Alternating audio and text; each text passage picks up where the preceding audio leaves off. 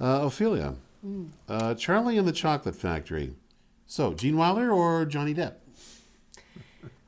Hard to choose. Hard to choose. I like them both. I like them both. Come not on running now. for Come on office. now. No, I did. I like them both. I think that, I think I'm flavored by, influenced by the fact that for my dad, he didn't see Johnny Depp and he wasn't wild about the first one. So because I was under 10 when that movie came out, I sort of remember his reaction to it more than my reaction.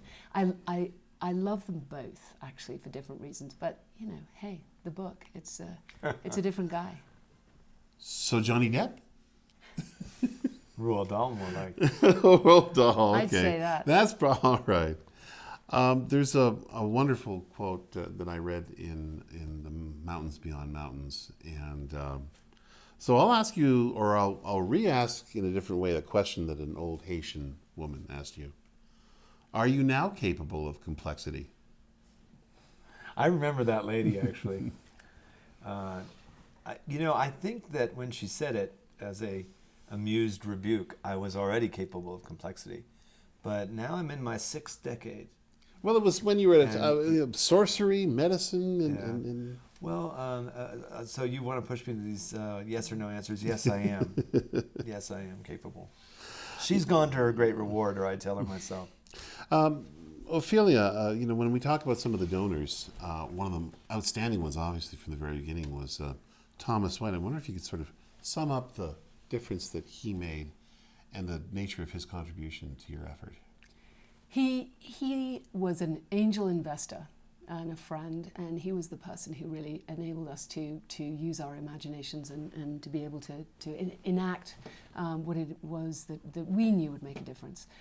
And the thing about Tom is that every single time we went back to him, even as he saw his own finances dwindling, he would say, now this is the man who made millions in construction in Boston. Millions in construction. And he had a most powerful sense of social justice. So much so that he would, there was a sort of a somatic manifestation of his, sympathy with those people who had less than he did and were suffering. So he, to go to him and to be able to start off an endeavor like Partners in Health with a friend and supporter like that who would say, yeah, we got this big problem in Peru. We're going to need some serious dosh to be able to treat these patients, and we're not going to get it anywhere else yet. But we think that it will catalyze others coming in. He said, he didn't say, tell me, can I see a paper on that? Can I see a, request for proposals? How am I going to get my investment back? He said, how much do you need? Pretty amazing. And clearly key in the early days. Paul, here's a recent story, actually. This is in allafrica.com. And it's over 100 students who were sponsored by Partners in Health have now started a campaign to renovate widows' houses in a village, I believe it's in Rwanda. Wow, that's wonderful. That's, again, as good an answer as any we could give to why Partners in Health will and already has moved beyond us as founders. In fact, some of the problems that we see, widows housing, in a post-genocidal setting, they're really larger than we are. They're too big for us. But you get 100 young people who clearly care about social justice and put them on a task. It's very uplifting. I wasn't familiar with that, but I'm thrilled to read it. It's very recent, from August 24th, actually. So, there was one small reference I read which really caught my attention. Along with your father, you had lunch with Graham Greene, who, of course, had written the novel The Comedians. That's the classic novel about corruption in Haiti.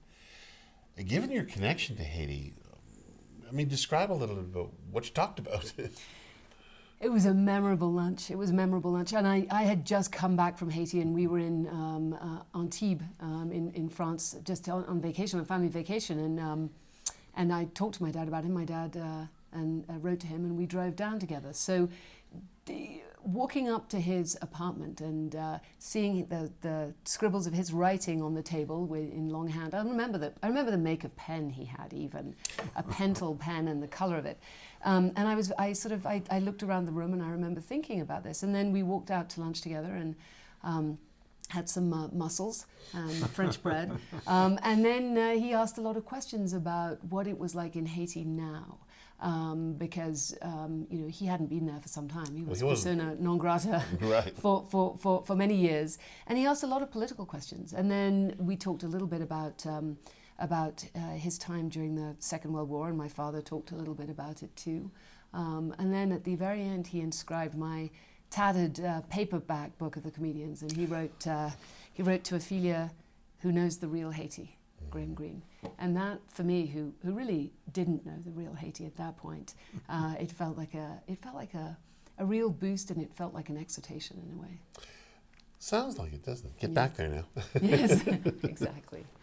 I don't know if you had heard this, but Father Emmett Coyne, he's a retired now a Roman Catholic priest, has written a new book, The Theology of Fear, and all proceeds are to go to Partners in Health. Wow. That's amazing. So it's like you get large donations, but you get donations from all sorts of places, don't you? We do. We get a lot of support from, in a way, the people who followed up where Tom left off.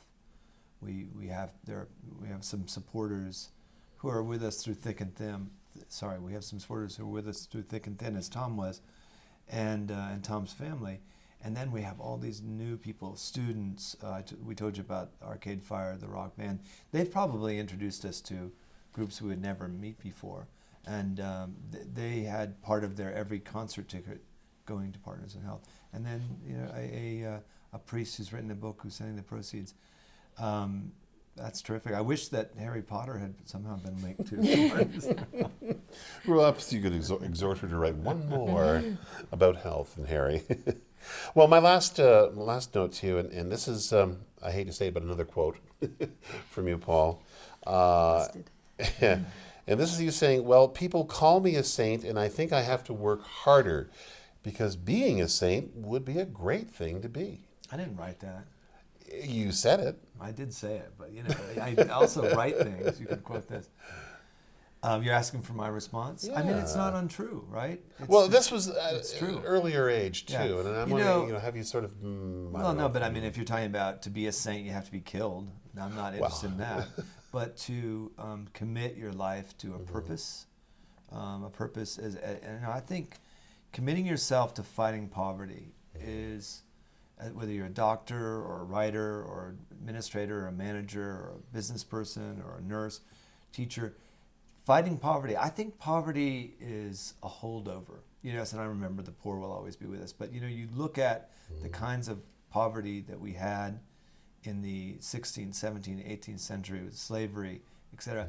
Those things have to go.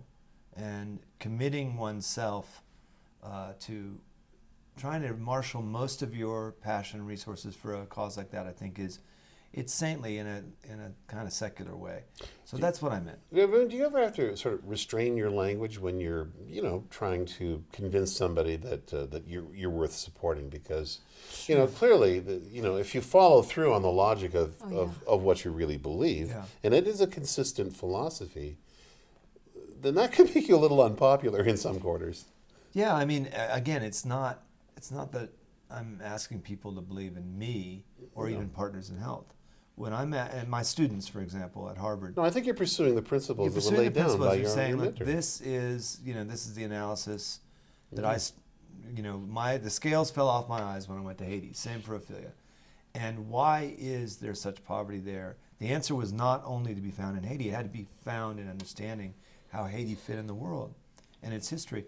Every student should know that. Yes, and I think inhabitants of this very beautiful but troubled planet need to know more about the rest of the world. I mean, that's maybe maybe part of our survival as a planet.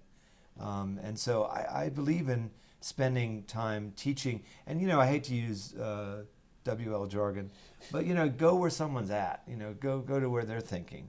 That's what you do with students, right? If I have a student who's 18, it's not the same as a student who's a physician already and working in a busy cancer ward. So I think all of us who teach, and we all teach, that's part of what it is Partners in Health does, and we learn too.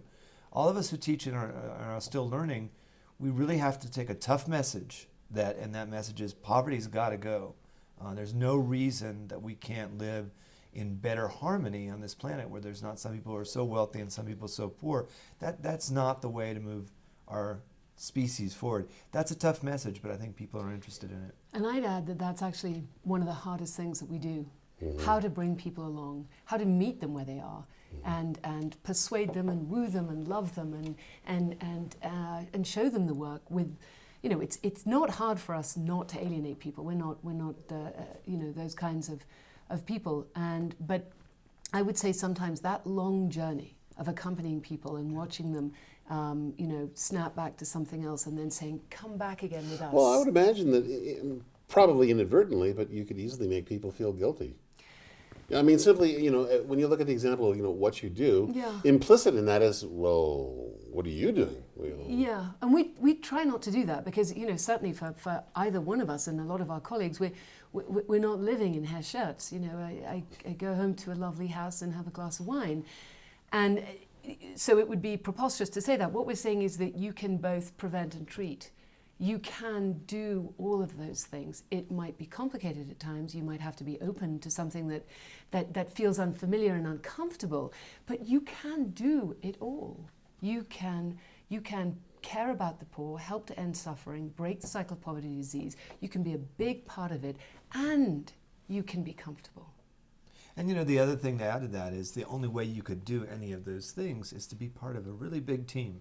And that's basically one of our messages is, yeah, these are disturbing, you know, these are disturbing facts, and it's a disturbing challenge, and you have to be open to being disturbed. But once you're on this team, you know, it is a team, you know, and it's hard work, but there are a lot of people who are making some headway and want to share that. They want this work to go on. We want this work to go on, and we want you to be part of the team. I'll let it end there just for now. And thank you for your work. Well, Thank you. Rich. All right. Thank you. All right. Thank you very much. It was great talking to you. Yeah, it was Thank a you. real pleasure. Thank you.